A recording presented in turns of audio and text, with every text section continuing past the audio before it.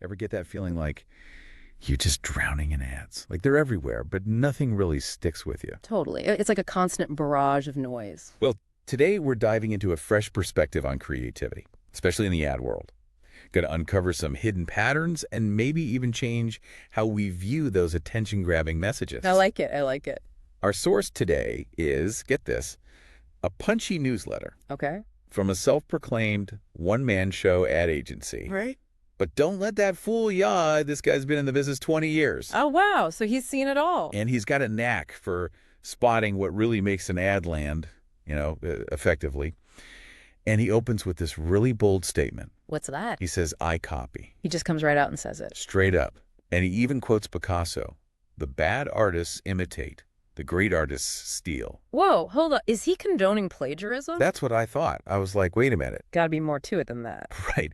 So is he saying it's okay to just rip off other people's ideas? Well, not exactly. It's bolder than it sounds, I think. He's tapping into this idea that great artists, they borrow and they transform. They see those successful patterns, those things that work, and then they add their own unique spin, creating something new from something familiar. So, like a hip-hop artist, sampling a classic melody but creating a whole new vibe. Exactly. It's about recognizing why something works, why it resonates, and then building upon that foundation. And our one-man show friend, he says after years of judging ad campaigns, he started to see these recurring patterns. Oh, interesting. These kind of thought processes behind the most effective ads, the ones that really stick with you. So how do we learn to see those patterns? Well, he breaks it down beautifully using a classic advertising challenge, convincing people not to text and drive. Right. We've all seen countless ads about. Exactly. And he highlights this one campaign from 2019 that is incredibly effective. Imagine this, a family photo, but one person is missing. Okay. Then you see a phone notification that simply says, left the group. Oh my gosh, that sends chills down my spine. Ray was hearing it. And it's such a, I don't know, normal, everyday phrase. Right, you see it all the time. In that context. It becomes heartbreaking. This campaign uses juxtaposition masterfully by putting that simple notification against the backdrop of a family photo with a missing member. It takes on this whole new devastating meaning. It's like a punch to the gut, Yeah. And he contrasts this with another texting and driving campaign that also used, like, phone notifications. Okay. But it wasn't nearly as impactful. What was the difference? This one, while clever, it lacked that gut-wrenching emotional connection, the takeaway. Even with a great concept, execution is key. You got to hit on a deeper level if you want your message to truly resonate. Right. It's not just about having a clever idea. It's about how you bring that idea to life and connect with your audience emotionally. And this is where our ad guru, he makes a really interesting observation. He points out that despite all the creative campaigns against texting and driving, the problem persists. It really makes you think, right? Like, are we desensitized to these messages? Or are they simply not reaching the right people in the right way? It's a question with no easy answer. Yeah, it makes you wonder. So we've established that stealing like an artist is more nuanced than it sounds. What other insightful patterns did our source uncover? He talks about something he calls the borrowed medium. It's a fascinating concept that plays with our expectations. Okay, the borrowed medium, I'm intrigued. Tell me more. So the borrowed medium, right? It's this idea of taking something from one context, Okay. like a phone notification, a desktop screen. Familiar things. Exactly, and dropping it into this totally unexpected place, and it just makes you stop and pay attention. It's like that last SMS installation, right? Yeah, that's a powerful example. Using shattered phones from texting-related accidents to create, like, tombstones for the victims. It's tragic, impossible to ignore, It really drives home those real-world consequences in a way a traditional ad just couldn't. A billboard could never. Never. And it sticks with you long after you've seen it. It really does. It's not simply about the medium itself, but how and where it's used. Yeah. It's about subverting expectations. Precisely. It's about using these familiar elements in a way that makes you see them and the message in a new light. And our newsletter guru, he gives this other really clever example from a Taiwanese tourism ad. Oh, right. Remember where they showed a cluttered desktop, Oh. but hidden behind all those work folders were these, like, stunning vacation photos. Yes. The longing was palpable. We've all been there, right? Yeah. Stuck in the daily grind, dreaming of that escape. Totally. And what he points out, what I thought was cool, Yeah. is that other brands then riffed on that same visual, Oh, interesting. the cluttered desktop. tweaking it for their messages about coffee breaks or work-life balance. It's like this domino effect of creativity. It shows you how powerful these patterns can be. One brand strikes a chord, and it sparks all these other ideas, even in totally different industries. Right. Like it's almost like we're hardwired to respond to certain things. It's true, we are, in a way. We're drawn to certain patterns, certain ways of seeing the world. So to be truly original, you actually need to be really good at spotting and adapting existing ideas. It's funny, isn't it? That paradox.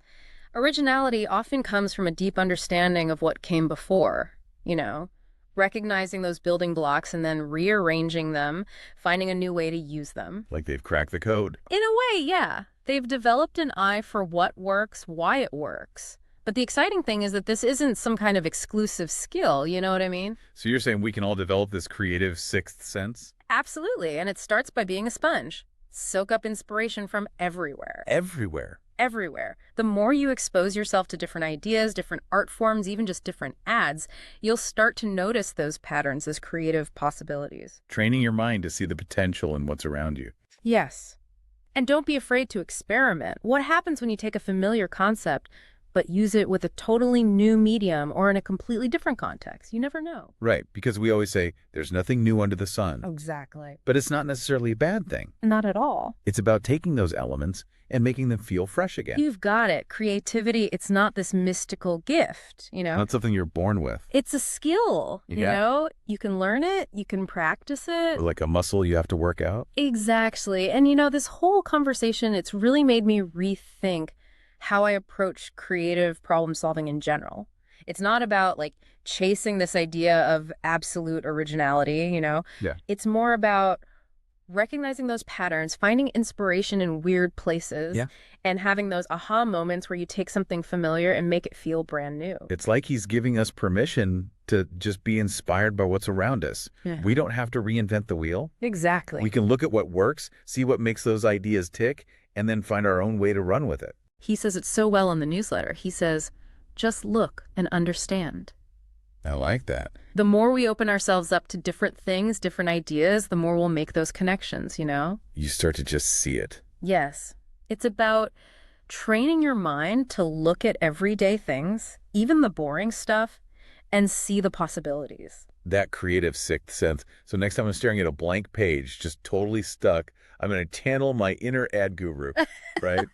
And I'll be like, all right, what can I borrow? What can I remix? What can I reimagine? I love that. Instead of freaking out about being totally original, it's like, find those surprising connections. It's freeing, isn't it? It is, yeah. It's like taking the pressure off. Right, because who knows what you might come up with using that method, Could be brilliant, could be something nobody's ever seen before. Maybe we'll have to dissect your campaigns on a future deep dive.